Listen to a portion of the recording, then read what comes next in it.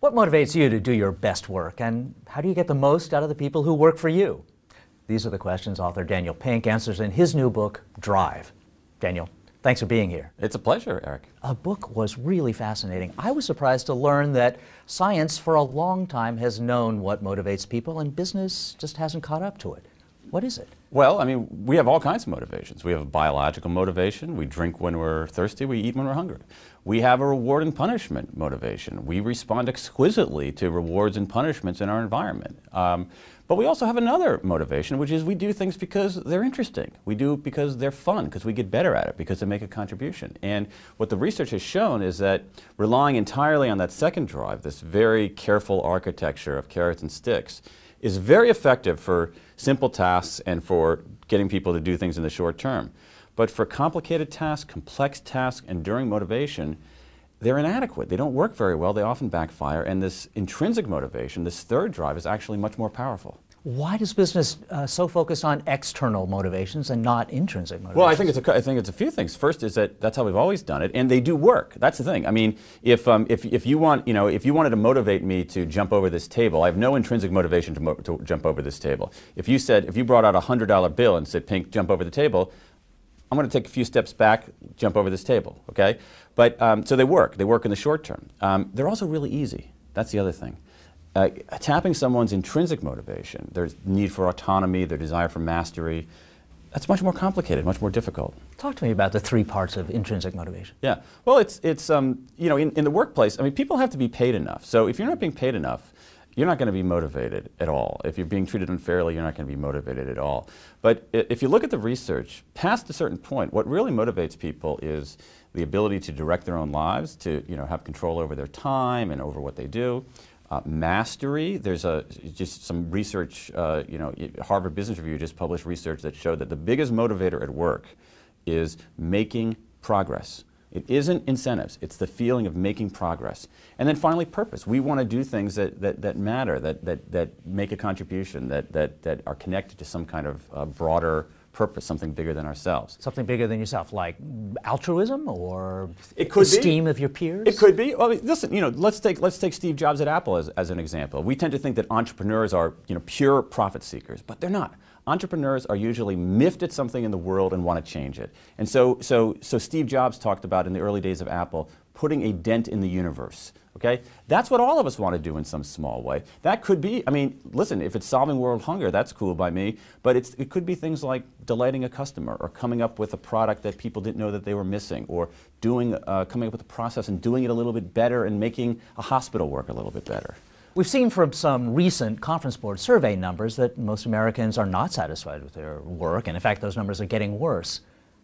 If you're in that boat, how do you motivate yourself? It's very difficult, and those numbers, I think, were an alarm bell in the offices around America, because it was a double whammy. What people were complaining about, in part because of this recession and high unemployment levels, is that they were complaining about low pay, and they were complaining that work wasn't interesting. I mean, that is basically, if you wanted to have a perfect recipe for low motivation, that was it. And so I think that one important thing to do is to make sure that people are paid enough. If people are underpaid, you don't have a chance. Once you do that, I think we want to do interesting work, and we want to do it autonomously. And it's possible to sculpt jobs. Individuals can in some way shape their own work to be more autonomous. There's an interesting study that I write about of hospital janitors. Okay, that's not a job most of us would want, but there are hospital janitors who saw their job as simply coming in, sweeping the floor, and getting out. There were others who, because of some things in the environment and the way that the organization was structured, who had this even minimal ability to sculpt their job, so that they would go in when they cleaned a floor, talk to the patient. They would go in and maybe help a nurse every once in a while. Well, it turned out that those hospital janitors liked their jobs a heck of a lot more. They stuck around a lot longer. They moved up in the ranks of the organization. And so even, if we can take small steps to sculpt our jobs to make them a little bit more autonomous, to help us really make progress and get better at things, and to think about, okay, why am I here? We think about it at work. We spend, half of our waking hours at work. I mean, you want it to matter. You want it to be purposeful. And so look for some kind of purpose in your work as well. Okay. Now suppose I'm managing people. Yeah. Can you give me some tips on how to get them motivated? Well, there are all kinds of really interesting examples that seem to be radical. I mean, there's a company called Atlassian that does something called a FedEx Day, where it's a software company. They say to their developers, here's a day, for the next 24 hours, work on whatever you want. Do whatever you want, do it the way you want, do it with whoever you want.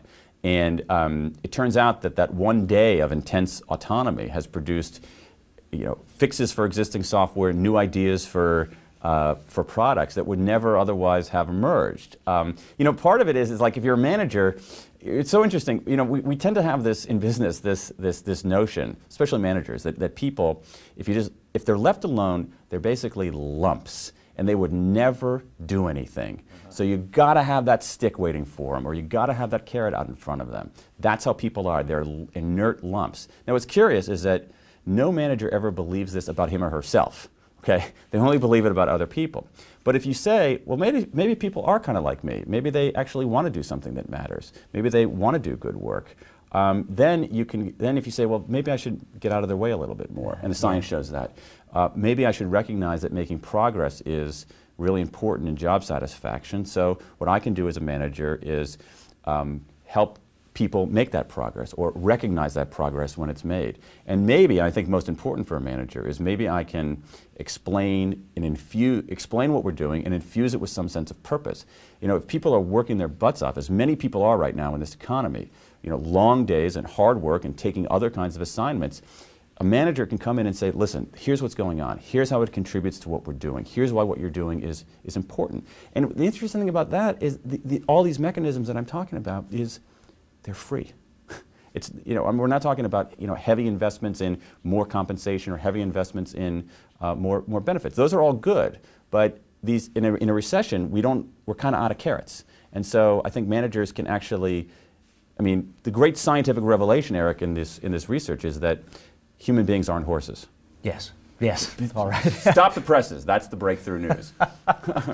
Good. All right. So we don't need monetary carrots. We need autonomy carrots and motivation carrots and purposefulness. Well, we need money. We need to have if you're not getting enough money, this conversation's over. But once you get that, and holding out an additional promise of money is very motivating for people. But it doesn't necessarily motivate them to do the right things. It can motivate people to cheat.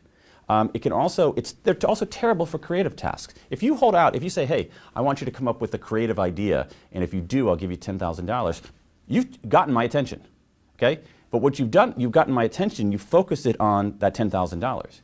And creativity doesn't require that kind of laser beam focus. It requires looking around, a broader way of thinking. And so the evidence, it's not even a close call in behavioral science that these if-then rewards, if you do this, then you get that, they're terrible for creative tasks. They simply don't work. All right, and in a world in which creative tasks are really where the future lies. Where most of us are doing that kind of work. What we have is we have this carrot and stick motivational system. It's kind of like a technology that has outlived its usefulness. We need to kind of update what we're doing. All right, good. Time for Motivation 3.0? Yeah. All right, Daniel, this is very interesting. Thanks. Thank you, Eric. And thanks for watching.